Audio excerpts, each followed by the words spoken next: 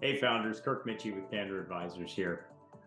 Still a lot going on the M&A front, a lot of transactions percolating, a lot of great multiples being paid. We talked about that last week. That is still very much happening. So if we can help with that, please reach out to us. This week, we wanted to communicate a little bit about fundraising. We're getting a lot of outreach from entrepreneurs who've either established a business and need to raise some capital or take in investor money, or startup ideas where fundraising is necessary to get the idea going.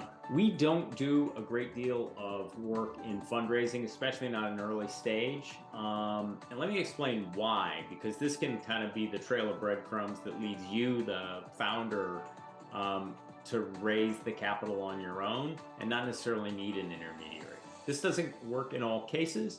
And this isn't a catch-all. There are definitely investment banks out there that do more early stage work. We don't. Here's a couple of the reasons why. First of all, the investors, whether they be professional investors or high net worth individuals or what we call kind of instituviduals, wealthy individuals who think like institutional investors, they want to hear from you. They're backing the jockey, not the horse. So they want to hear from you, the founder, about your idea, what differentiates you. They don't necessarily want an intermediary involved. It's not that they won't tolerate it. It's not that they won't take the materials from us. It's not that they won't, go with setting up the meeting, but they really, really want to hear the story from you. That's different than investment banking where the company's getting sold. They'll eventually want to hear from the founders on selling, but at the early stage, it's all about the founder, the idea, the unique differentiation. So they want to hear from you, not from us. That's a little bit of why we do it too. The other piece, quite frankly, is some of the limited partners, even some of the professional investors like venture capital firms, don't want an intermediary like an investment bank like Candor Advisors to be paid. They don't want to see any reduction in their investment or their capital going in. You can understand how they feel that way. You can definitely understand how the founder feels like, well, I'm willing to pay, 2%, 5%, 10% to you, the intermediary, to raise capital for me.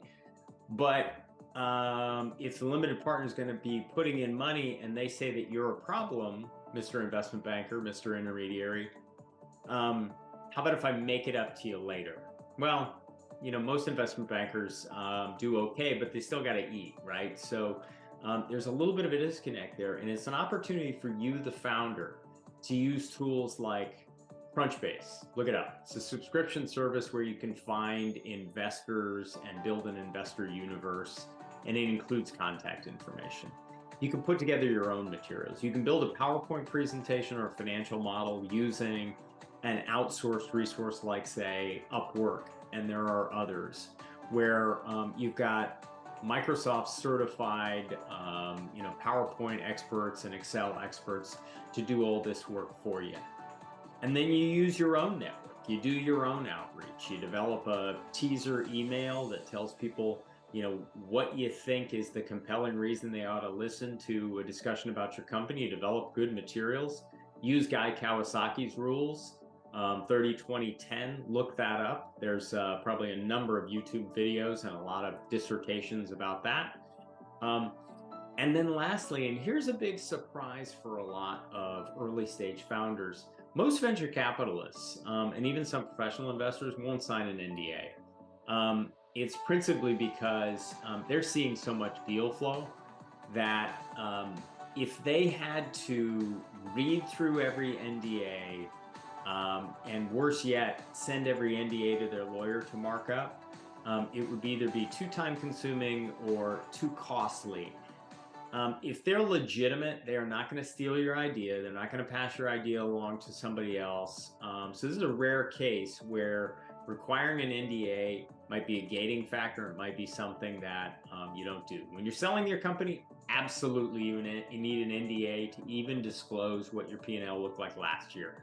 But in the case of early stage fundraising, might not be the right idea. Anyway, if we can help with that, with selling your company, with giving you a sense of how to build more value in the company, navigate over to Candor-Advisors. There's a lot of free content in the insights section of our website. And there's a couple of green buttons on there and a lot of different places where you can reach out, tell me about your company, tell me how you think we can help, and we'll be in touch. Thanks a lot. Have a fantastic week.